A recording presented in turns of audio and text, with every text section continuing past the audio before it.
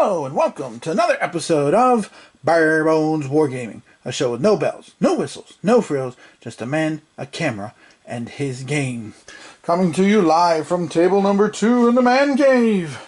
Yes, this is my backup table that I spend my time working on variations, designs for games. I'm working on a design about the naval battle of Crete, where the British Navy was trying to stay stationed to pick off the Axis convoy, turn them back, which of course they were able to do, but at what cost kind of thing. So I've been working on that for a while. But this is also the table that I also will pull out my chessboard on occasion. I used to play tournament chess. I think I mentioned to you guys before. I haven't retired 11 years ago almost. But I still play games from time to time. And this past year, actually, just as a little detour here, I actually was able to pick this up finally. It took me forever to find this thing. I've been searching for this for the last 15 years, but as you can see, it is in pristine condition too. Cost me a pretty penny, but yeah. So I really have searched for this a long time, and was very happy to finally find it at a reasonable price for what I was looking for. But that's not the focus here. The focus today is the best and worst to me for 2023. Now, this year was a little different. As you will notice here, as I do my best and worst lists here, this year I actually spent a lot of time being a little more careful in selecting games. I had a bad experience toward the beginning of the year, which kind of set the tone for the year and really helped me to turn a corner, to do more research, to be a little more careful before I decided to kickstart something or pick something up, that sort of thing. So you will notice this year that I have my 10 best games, as usual. I have a top 10, but worst games I only have 2. That's right, dos. That's it. Because again, I just was a lot more careful this year, much more judicious about things, etc. So, and of course, the other thing is there are a number of games I haven't played yet this year that I picked up, like the Weimar game that I picked up from Capstone Games. That still sits unplayed. Some games I've kind of messed around with, but I'm going to mess around them more this year, so I'm kind of counting them towards 2024, not 2023. And this one, I hope you're all sitting down for this next one. I I have Mr. President, but I haven't played it yet. So, yeah, I'll let that sink in for a moment. But yeah, I just haven't been in the mood. I don't know what else to say. Sorry, I just haven't. You know, I come and go in waves and things, so it's just the nature of the beast, if you will. Okay. So, anyway, I had a nice big list of 10 best to me this year. I had about 25 new games that I played, and I, of course, narrowed it down to 10. But first, let's get the bad stuff out of the way. Okay? So I only have 2 games this year. 2. That really were flops for me. Okay? Number 2 was this pirate game, which I don't have it because it's in my kid's room because my kid was interested in it, and it kind of is a kid's game. I've always been looking for a good pirate game. I've tried Blackbeard, I've tried some other games and stuff, but I tried this To Glory game, and here I'll show you the entry too. Wanted to show you the cover of the box, but the BGG entry here. It's just, yeah, it's very much a kid's game. It's only a couple pages of rules. I mean, it's fun for what it is, but definitely was not what I was looking for. And I kind of took a flyer on it. It wasn't super expensive either. But, you know, my oldest one's interested, so we'll probably play it. But that was worst in the sense of it didn't match what I've been looking for a pirate game. So, that way, I was putting it on my list in that manner of worst as far as expectations. However, the worst game this year was, without a doubt, this one. Fighters of the Pacific. It was a huge disappointment. This was the one I kind of took a leap on, and I was like, okay, cool. You know me, I love all things Pacific Theater.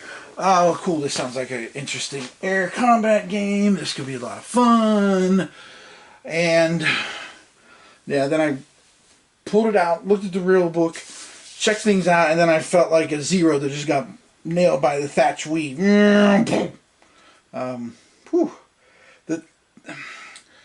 thing that killed it for me, to be honest, the absolute thing that killed it for me was, hey, if I hit a carrier, it definitely is a hit. Kaboom!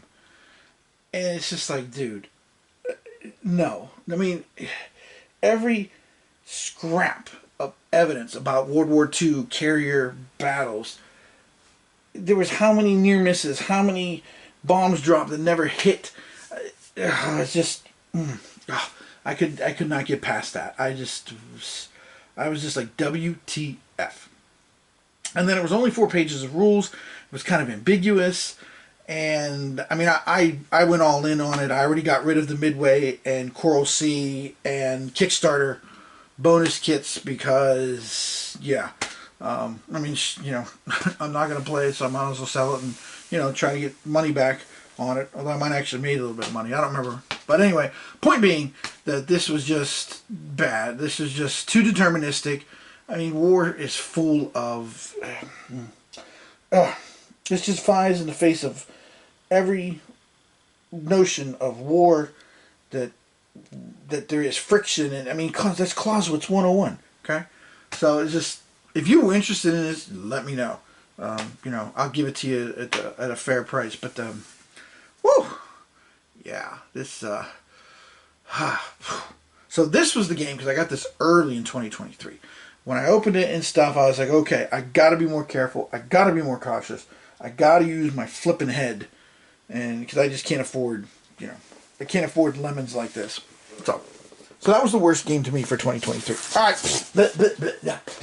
You know, that bad taste out of our mouth. And let's get rolling on the 10 best games of 2023. Coming in at number 10 is Archie's War from Worthington Games. As you guys know, I've been trending towards less complex games that give a good feel of the topic. And Archie's War did just that for me. You can play this 2-player, you can play it solo. To me, it gives enough of the intensity. I've both won and lost this game a pretty equal amount of times. The solo system is interesting. It's challenging enough that, you know, sometimes with the solo system that's based on die rolls, you know how that can go with streaky die rolls. You know, sometimes it hasn't been very hard to win. Other times the game has been over in the first couple of turns because just brutal rolls. But you know what? I mean, that's the nature of war. It could have gone either way. You know, I mean, granted, Japanese tactics, blah, blah, blah, all that stuff. I don't need to educate or preach about that. But the point is that this captures the feel of it. I really did enjoy playing it. I played it a number of times this year, double-digit times. It's quick and easy to play, lots of fun. I haven't played the 2-player game, but that's okay. I play mostly solo, so that worked out well. So Archie's War, Worthington Games was a good addition for island hopping games, which of course last year, you guys remember, Terra 1943 was a big game for me. 2 years ago, I guess I should say. 2 years that came out. That was a big game for me and still is one of my favorites. By the way, the Iwo Jima version is coming out sometime later in 2024, so that's cool. All right, so Archie's War coming in at number 10. All right, number 9 for me this year. And again, keep in mind, this is new to me. So it may be old news to you, but it's new to me. This Target Arnhem Across 6 Bridges came out in 2005. It's a very light game. But again, I've always been with topics I really enjoy, like Market Garden. I've always wanted to have one complex game and one light game. So if I just want to, mess around with it, try different strategies, just play something quick and easy without frying my brain or having the game on the table for, a week or so, then I have a lighter game to go with. And this fits the bill. This isn't very long. It does let you try different things. You can do your scripted landing hexes. You can do your own landing hexes. The 30 core Stuck on the Flippin' Road is full throttle here. It does a nice job of it. Again, it's not super complicated. It's not the greatest game in the history of mankind. No offense, but it does what I want it to do. I guess. And that's part of the, best and worst is, does the game fulfill what I'm looking for? And this one does. I can play it quick. I can try different things. I get the feel. I get the excitement. And, I can move on to something else again, whenever I'm ready to. So Target Arnhem was a lot of fun. Good night game on Market Garden. Coming in at number 8 is a game near and dear to my heart because I live near all this. And that is the 7 Days Battles, also from Worthington Games, part of their Civil War series, of which I have all the games so far, and Gettysburg is coming out earlier this year. There's plans to make other ones too, and I even saw the S word from one of Grant Wiley's emails, Stones River, which would be awesome. They're refining the system. They're going to have a melee combat in the new Gettysburg one, but this one's cool because this one covers the individual battles, but you could also link them all together from start to finish, except for Seven Pines, of course, because, as the title says, 7 days battles. But from the beginning of them, the Beaver Dam Creek and all that, all the way down to Malvern Hill. It's quick, light, easy system. It's a lot of fun. Sometimes it is a little cumbersome when you start to get the markers on and stuff, but with some of the new rule changes, about units that route going through other units, then you have to do a morale check, which of course can set off chain reactions, which of course did happen in the Civil War. I think that enhances gameplay, it enhances the realism. There is an optional chit pool rule that Grant created for the game. It's unofficial because people were asking about it. I haven't tried it myself, to be honest, but I have played the Antietam game, because of course you guys know how I feel about Antietam. I played the Antietam game. I've also messed around a little bit with this game this year. Played a couple of the battles. I have the Shiloh game on my shelf too. I just haven't got around to it yet. And I understand that the South Mountain one is supposed to be coming sometime later this year too, with the other games that are being worked on this year. So it's quite a bit from Worthington coming out already. This year there's the Gettysburg game. They're going to be doing Iwo Jima. There's the Rommel's War. I don't know if you saw that Kickstarter. It's almost done. That's supposed to actually be coming out next month in February, which would be cool. So a lot of good stuff coming from Worthington, which really has become one of my go-to game companies because, again, they're producing games that are lower complexity, but they give me the feel. They give me the experience that I want without getting bogged down in like a billion dice roll combat tables, cross-referencing section 65.34 with go to addendum 22.6, So this is a cool game. Again, it's really neat because, again, you can link up several of the battles together. The maps are amazing. It's just really cool. It's very cool. And again, I don't live too far from any of this stuff. I've taken my boys to all of these battlefields, including Seven Pines, which, by the way, is basically the Richmond International Airport nowadays. But this, very good. Number 8 on my list of best new games to me this year. All right, coming in at number 7 is a game that I, along with a lot of other people, waited eagerly for. And I have to say, this game company really has produced some really wonderful games. Some of them I haven't purchased because topics are not my cup of tea. But the ones I have purchased, I've been very impressed. And this one finished number 7 this year. This is Task Force. This was an old Japanese game from the early 80s. It was really cool. Has a bunch of different scenarios, including, for those of you like me who like to cover all the Pacific Theater, there is an Indian Ocean scenario. I've only played solo. The search system and stuff, it works well for solo. It's not super complicated, but again, it's not super simplistic. I can see where it'd be a lot of fun two-player as well. So if you do have a regular gaming buddy or gaming group and you're into carrier warfare, I would do this. I believe there are, I want to say 10 different scenarios in this, including a starter Pearl Harbor one, just to get you used to the system. But there's also obviously ones for Midway, Santa Cruz, Eastern Solomons, Coral Sea. There's a hypothetical meeting engagement one, the Indian Ocean raid. So there is a lot of really good stuff packed into this, and it's heavy. It's super heavy. It's one of the heaviest games I own. And it is just chock full of good carrier warfare stuff. So I highly recommend it. Again, VUCA has been producing some awesome games. They did the updated new version of the Frederick the Great game, which they call the Great Crisis of Frederick II, which is still my favorite game on the 7 Years' War with Frederick. This game, again, it's just really cool. Its complexity level is fairly low, but again, it gives you that feel. It's more complex than Fires of Midway, but it's obviously less complex than, say, Flat Top or Carrier or any of those. But it's a lot of fun. It's very enjoyable. I had a good time with it. I played it a lot when it first showed up earlier this year, earlier in 2023, I should say, which was earlier than people were expecting. And I think this is part of also what helped me with being a better connoisseur, if you will, of war games this year, because, or more discriminating, that's the word I want. Because this came right around the same time as Fighters of the Pacific. And this I was like, and Fighters of the Pacific was like, what the beep happened there? So this, if you like carrier warfare, I highly recommend it. It falls between Fires of Midway and like Carrier or Flat Top. It's a lot more user-friendly, if you will, but it still gives you the good feel for carrier warfare. So that was number 7 on my list for 2023 of best new games, to yours truly. All right, moving down the list. Up to number 6. Number 6 on my list is a game I played quite a bit. I'm looking forward to more games in the system. And that was Stalingrad, Advance to the Volga 1942.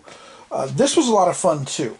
Quick moving game, covers Stalingrad. You got 2 basic scenarios. I usually play the first one because it's the beginning of everything. The other one is when you're kind of really into the city, where you're into the Rattenkrieg. But it's an area game. It's solitaire. It reminds me a lot of Against the Odds, Islands of the Damned, Utmost Savagery. Why am I drawing a blank on the other one? Utmost Savagery and the Wake Island one. Oh, I can't think of it. Anyway, but it's similar kind of thing. You're playing, you're going into the areas, you got dice rolls and things to do. The logistics is handled wonderfully in this. I love it, although it can be very frustrating from a gaming standpoint. But one of the things I really, really like about this design, and I'm always big on with solitaire games like this, where you have like, you know, you mix up pieces and you place them down and stuff, is having more pieces than you need. So there's like different categories. There's like light urban, heavy urban, open, elevated, like Mamyev Kurgan, places like that. And there's more markers than you need, which means the game will never be the same. You can never count chips. You can never be like, oh, well, you know, I've already covered 3 of the flat open space ones, so that means this must be here. No, you can't do that with this game. It's very engaging, very light. It will be a good introductory game for somebody who wants to play solo war games, but it's also very challenging for the experienced gamer too. I've had a hard time winning this sucker, and a lot of the times I've been, honestly, I've been like the Wehrmacht itself. You know, so tantalizingly close. It's like, oh, that's almost cleared, yes! Only to have it slip through my fingers and time run out on me. So, very good game. I enjoyed it a lot. Yeah, I don't know what else to say. There are other games coming out in the system. I'm going to keep an eye on it because I think the next one is about Manila, if I'm not mistaken, and that's not really a topic that interests me. But if it interests you, you want to check that out, you want to check this system out, I would definitely take a look at it because it was really, really good. My number 6 new to you game of 2023. Alright, coming in then here we go, into the top half. Coming in at number 5. Now this is a game, I have to admit, it's been out for a few years, and I debated buying this for the longest time. I kind of hemmed and hawed about it, and then I saw it was reprinted, and then I saw some good BuzzFeed, I saw some more details, and I thought, you know what, I'm going to try it because this is a topic that's interests me, but finding a good game on it is very difficult to do, especially one to play solo. And that is Lael Epoch. It's exactly what it says it is. It's set in 3 different time periods, kind of like, like Twilight Struggle. You have 3 different decks and stuff. There are events. You are playing one of the major powers. You are either Russia, France, UK, or the Central Powers. They lumped Austria-Hungary and Germany together, understandably so. Italy is represented in the game a lot through events. And also trying to get control. You're trying to get influence in different places. It's a little different mechanic than Twilight Struggle. It also comes with its own dedicated solo system, which a lot of thought was put into. But I gotta be honest, I had a blast playing it four-hand solo, because with the events that go on, with some of the die rolls, some of the other things that go on in the game, it kept it nice. I didn't have a whole lot of trouble. I actively would play one, and then of course the others, I would kind of, make decisions, do dice rolls, stuff like that with. But all the games were very close. It covers everything from like working on building your great achievement, like, France is working on the Eiffel Tower, Britain's working on the Dreadnought. So you're spending money to build things, you're spending money to put influence all over the globe. You also want to spend it for your military, to use them to influence things everywhere, to have showdowns, those like crises, like the Morocco crisis and stuff like that. It's just a blast to play. And the designer notes said that this has been basically a work in progress since 1982, and I gotta tell you, it shows, because this game I have had very few questions about at all with the rulebook. The rulebook has been that good. The examples are stellar. They give examples for everything that you do, every kind of action. The solo examples are good. I mean, this is just a phenomenal game. So if you have any interest in this, pre-World War I time period, you definitely should check this out, especially if you have a gaming group to play with, because, again, it's a four-player game if you want. But holy Toledo, Ohio, that just blew my mind when I got it. And I was very glad because, again, I thought about this one for a couple years since it came out. I want to say it came out in 2020, 2021, somewhere there. But I'm finally glad I pulled the trigger after seeing a couple of upbeat things, and also some opinions of people on Board Game Geek opinions I respect as fellow gamers, both in terms of taste and also their analytical assessment of things. So this definitely my number 5 game. Really good game, a lot of fun. I played it quite a bit for about a month or so and had an absolute blast. So if you're looking for something that's right before WW1, well, there you go. Alright, number 4 for this year. This is a game that, again, I took a little bit of a flyer on, but I checked it out. I did my homework. And again, this is one that I really ended up enjoying. This is one that I'm looking forward to new games in the system, because the designer said he's going to do it, and I am hoping and praying he's going to do a Barbarossa version of it, because this one, number 4, Campaign Foul Blue, Case Blue, it's amazing. It's such a good light game that gives you the whole scope of Case Blue without a billion counters and taking up tons of space. It's fascinating because in the game, instead of having a huge map, you have cards that you put out on the battle board, and then basically what you're doing is, as the Germans, and you get leaders that will help you fight your way through the southern part of Russia, including Axis minor leaders too. There's Romanian general, Italian general, etc. But basically what you do is you start the game with a couple of cards, like Vernej, stuff like that. And once you conquer that card through combat, then at the bottom that card unlocks other cards. And as you conquer those cards, they unlock other cards all the way to Astrakhan if you can pull it off.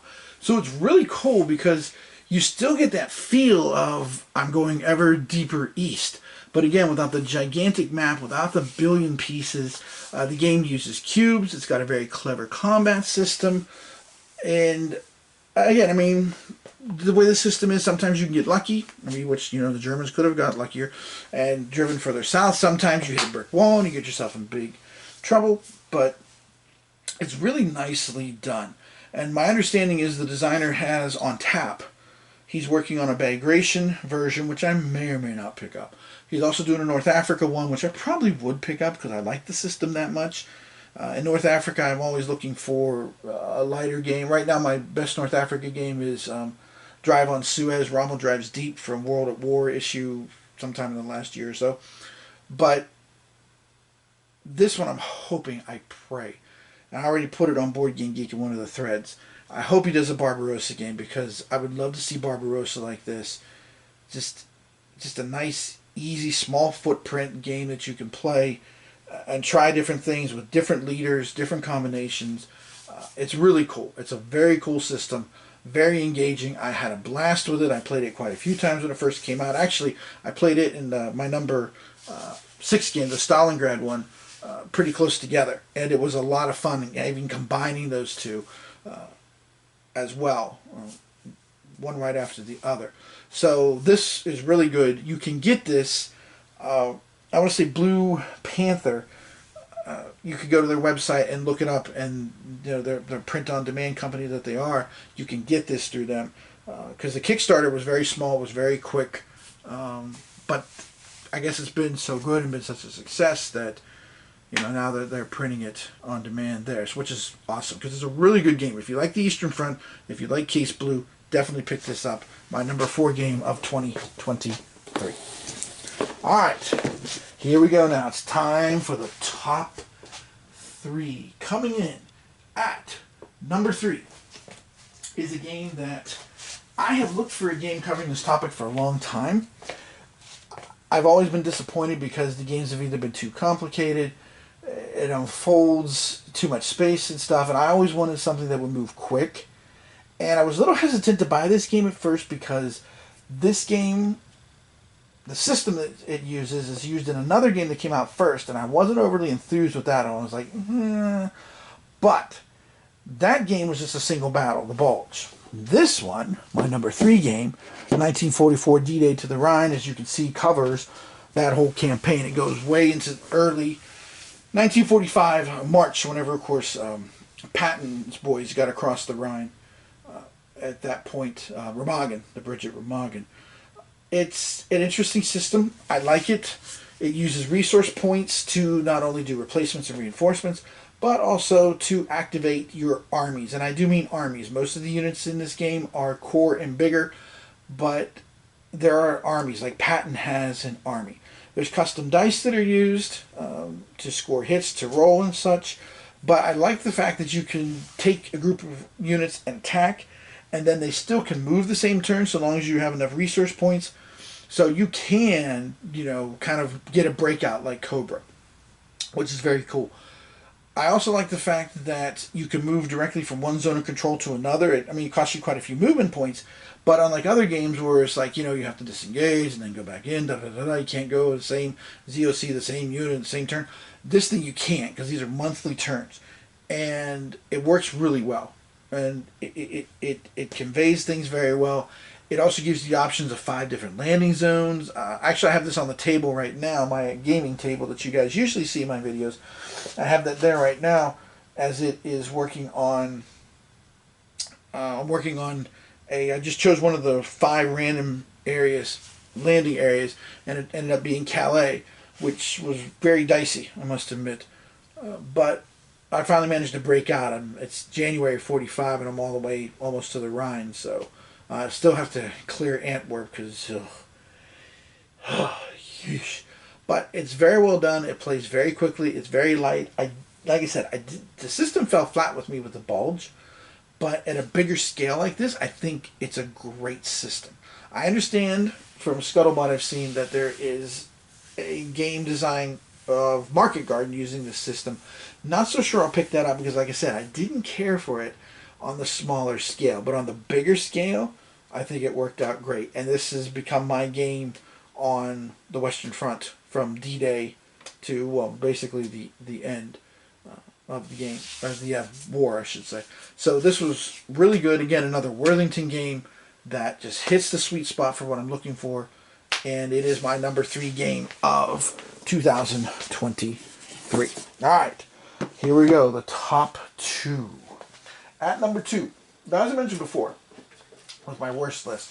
I've been looking for a pirate game for a long time. I've tried a lot of different pirate games over the years.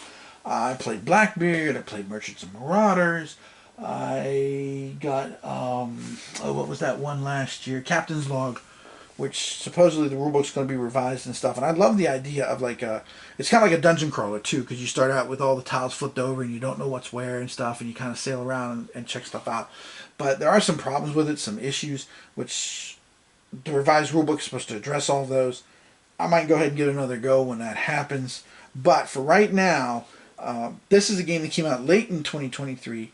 I saw it again. I kind of looked at it. I was kind of like, I couldn't see the rulebook.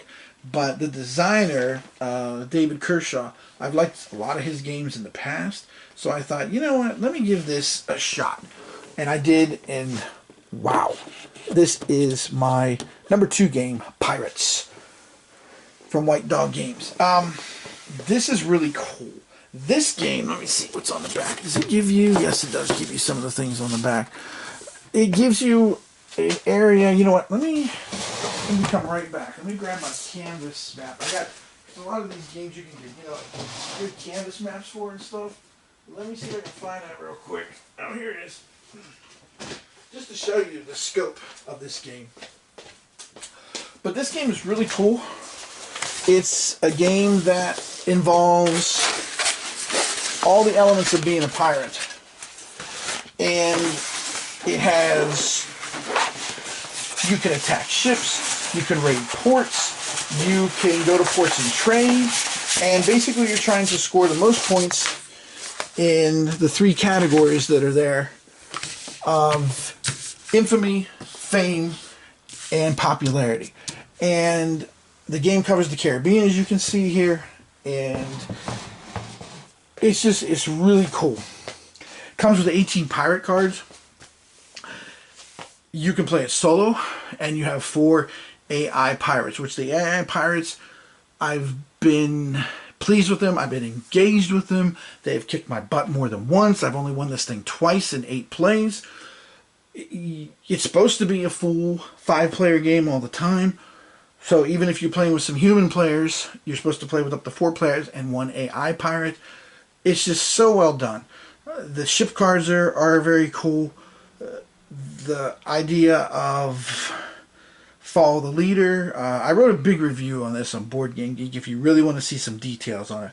But the bottom line is, it's a lighter game. There's only 8 pages of rules, but then there's like 3 pages of optional rules, which is totally cool as well too, including governorships, warships that are hunting pirates and all. So there's just so much packed into this game that has such a small footprint and is just really cool. Again, it's one of those things where you have the extra things. You have the 18 captain cards, but you're only going to need 5 in any given game. There are 18 ships, but as you can see here, the game ends potentially on turn 12, but as you can see, there's die rolls that the game can end earlier after the first 7 turns. You just never know when it might end. It's just really well done. It's very engaging. I played it relentlessly for, I forget, something like 10 to 14 days in a row. Again, I've done a review. I've done a playthrough video if you want to check that out. That's the last video I did before this one. But it's just so much fun. Small footprint. Great game. And it really does capture the essence of pirates from what I've read. Especially after the book I just read about, what was it called? Like Black Flags, Blue Water, I want to say. I think that was the name of the book. Because I know very little. I've been to Ocracoke Island and all that stuff, Blackbeard and things. But I had no idea some of the stuff. Some of the stuff was totally cool. So this game, if you're looking for a pirate game, especially one that's low complexity, fun to play, plays quickly, is still very intense and competitive, even if you're playing by yourself, this is your ticket, in my opinion. And honestly, I had a tough time debating between this and my number 1 game, who was going to get number 1. Because this game really made such a big impact on me. But my number 1 game was even bigger. Because my number 1 game of 2023 is a game that covers a topic that I've had an interest in a long time. And I've looked for a long time for a good strategic game. And I finally feel like I found the game that has the right balance of complexity, but also leader influence in the game, where leaders do play a huge role in the game itself. And that game, my number one new to you game, is one that I did a video on earlier this year that I showed you guys. And that is the big old game of And the War Came, which is still being kind of wrapped up at this point. Larry Pinker, who is a fellow BGG member, he created the game. He's still working on fine-tuning things.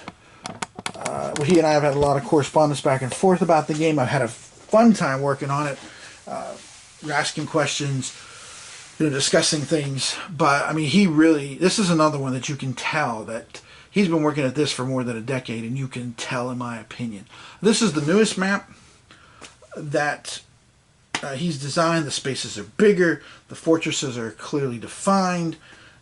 It's a great game, especially if you really want a Civil War strategic game that involves leaders and their impact on the game, promoting them, demoting them, the war weariness track for the Union.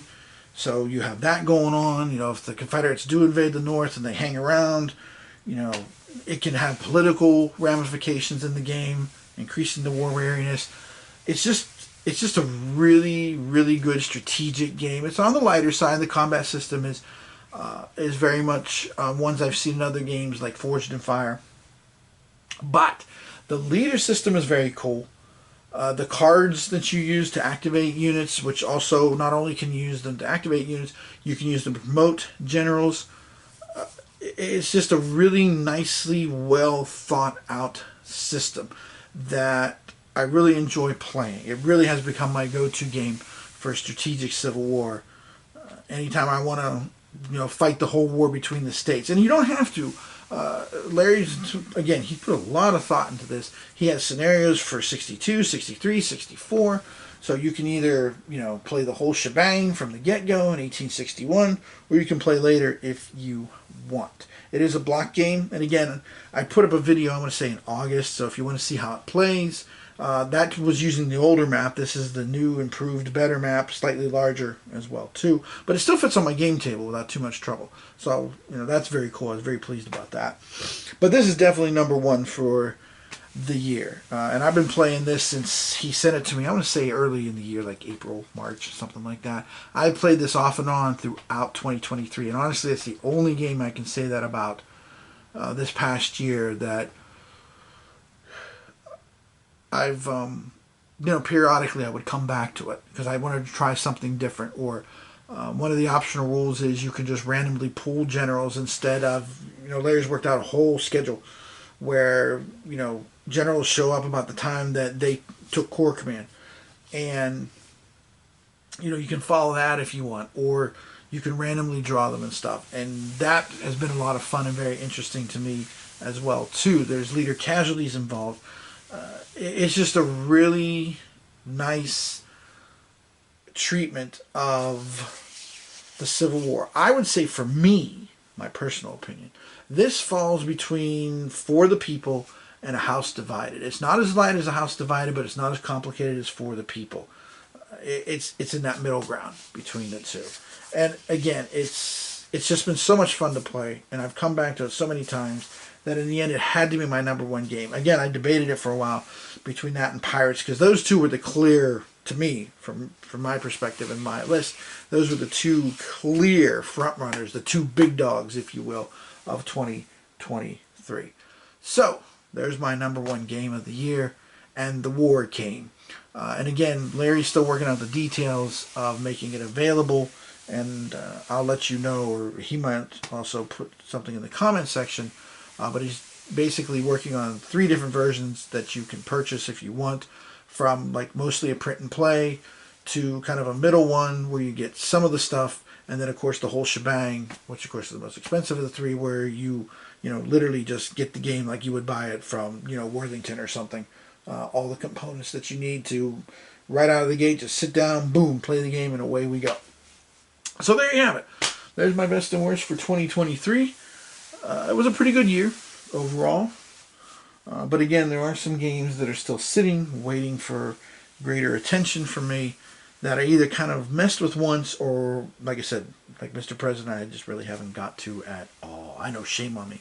But it was a good gaming year. I had a lot of fun, and you know, there was a lot of good games, and I'm looking forward to this year too, because there's a number of games that I've kickstarted that are coming out later this year that I'm really looking forward to as well. So, all right, so there you go. There is my best and worst for 2023. As always, this is Tim Korchnoi from Bare Bones Wargaming, saying thanks for watching, and I'll see you next time. I don't know. Whoops, sorry. I don't know when. Yeah, I know now. I sound like what's her name? Vera. Is it Vera? Vera something. Vera will. You know, the end of Doctor Strange. We'll meet again. Yeah. But I don't know when. You know, last year I did what, 6 videos I think for the entire year. So, but yeah, we'll see when things come out. I'll share things periodically, and as time permits and commitments permit, I'll do the best I can. So, as always, thanks for watching. I do, it is appreciated, and I'm glad that I'm able to still, help people with, by giving them information about games, teaching, doing some instructional videos here and there, because I really am a teacher at heart. I always have been since I was a kid. So, yeah. All right. Anyway, as always, thanks for watching, and I will see you next time.